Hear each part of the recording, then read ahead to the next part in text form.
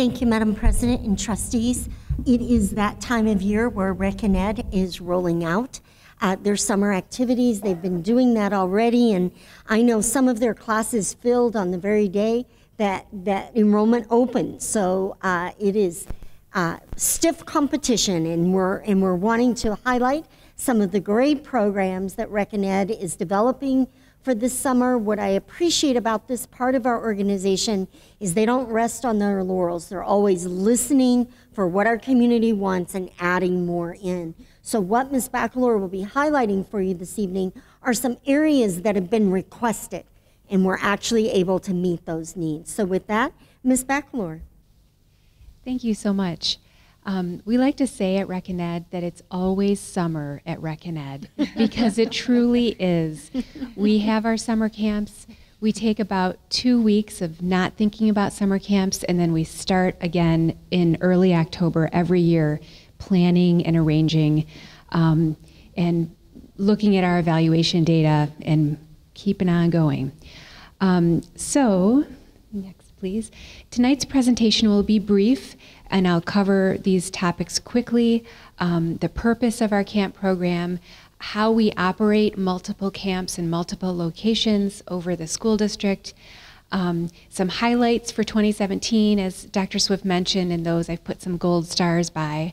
I'll briefly note our high school volunteer program and then talk about registration. And this is our summer camp catalog cover for this year. Next.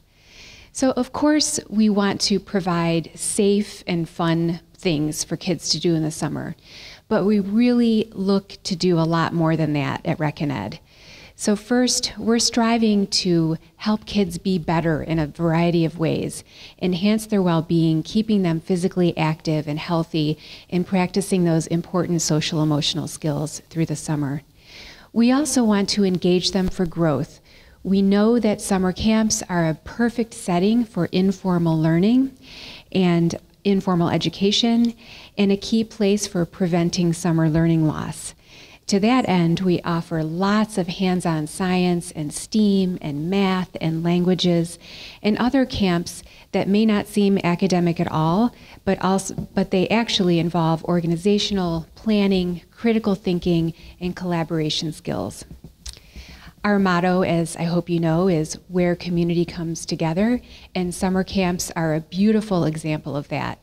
Each summer camp has children from all over the school district, from schools and neighborhoods where they have never met each other before, but they may meet again in middle school or high school. So we're glad to provide a welcoming environment for those friendships to occur. So what actually happens? We provide week-long camps all summer long.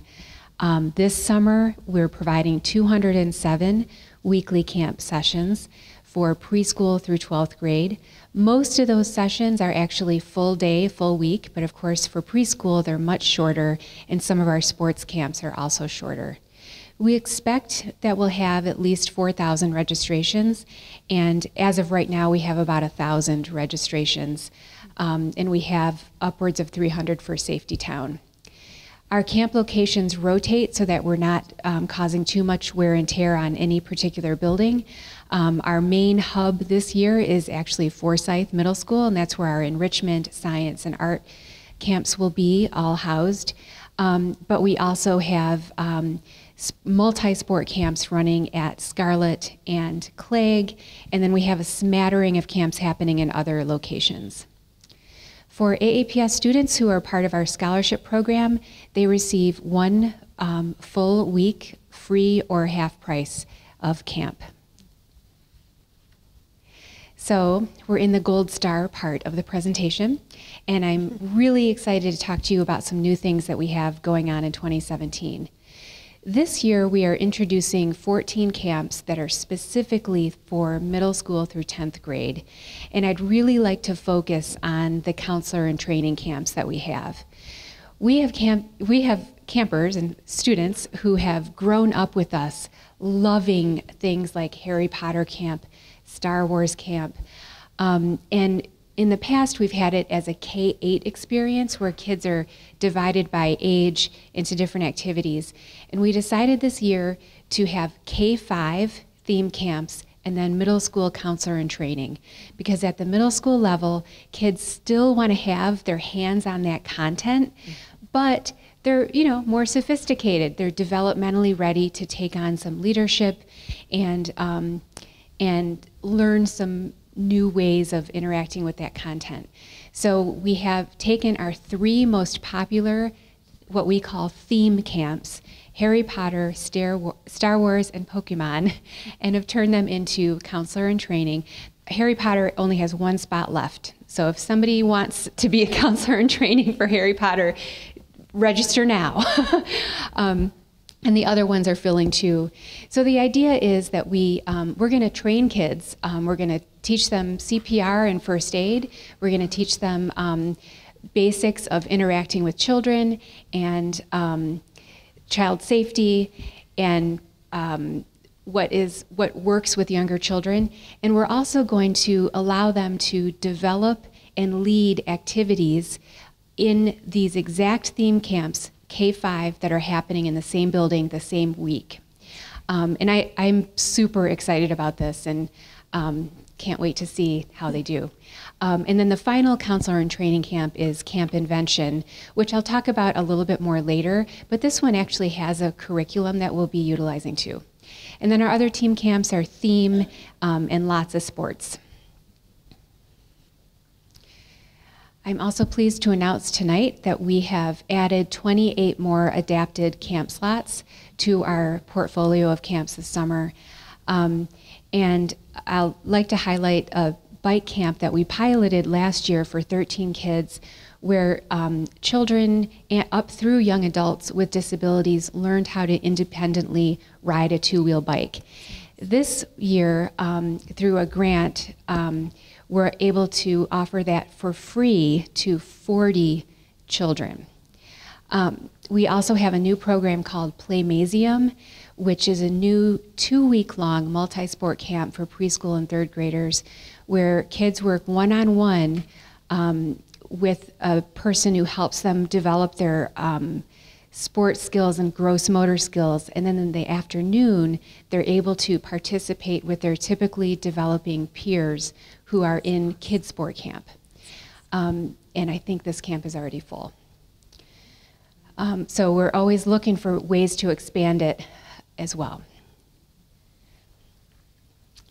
All right, science and STEAM. We just continue to have a great demand for this, and we love that this, I think, very well complements the school year curriculum. We have tons of hands-on camps in all different science topics, and I just want to point out that the girl in the bottom right picture is holding a plastic bag with a cow eye in it. That was our Wealth of Health camp. And we also have brought back Camp Invention. And Camp Invention is a national program from the National Inventors Hall of Fame. We brought back the two most popular themes, and then we've added 2. One is called Illuminate, one is called Launch. And both of these involve designing and engineering a product or prototype within an entrepreneurial process. So with Illuminate, each camper gets a personalized video message from a member of the National Inventor Hall of Fame who kind of enthusiastically challenges them in their inventing process. And in Launch, the focus is on launching a product that could be used in the real world. All of the Camp Invention camps, and really all of our STEAM camps, involve problem solving, critical thinking, collaboration, and for Camp Invention, they all also involve reverse engineering. So we will put a call out for any household machinery that can be safely taken apart by kids, and we got some great stuff last year, which I can tell you about offline. All right, so we're also offering more sport camps, more art camps. We're excited to have a lot more preschool sports. I have a staff person who's super enthusiastic about this and very skilled and has done wonderful work with our youngest kids. We have more art camps, partly because we have a great new partnership with Flipside Art Studio in downtown Ann Arbor, and actually they're offering some teen camps that are taking place right at their studio, which I think is kind of exciting for the older kiddos. And I just wanted to point out a few other notable new camps. Farm, Field, and Forest will happen at the farm at St. Joe, and they will really be looking at how all kinds of agriculture and ecology happens in these 3 types of settings. We have a new Careers in Art. We're trying a sports broadcasting camp that where kids will learn how to do color commentary and practice all kinds of things related to sports broadcasting. And with the Hands-On Museum, we're offering Engineering a Sustainable Future, and we have some new sports offerings as well. And finally, we'll be running our popular high school volunteer program again. We expect to once again have over 100 high school volunteers from AAPS high schools. The online application is available now on our website, and we're looking forward to all the talent and energy that these young people bring to our camps. We've had some really stellar high school volunteers over the past few years, and we provide them with training and help them grow. A lot of them are getting NHS volunteer hours for their high school. And these are the easy ways to register with our website, and we also have people just walk on in all the time, every day, which is fine too. Thank you.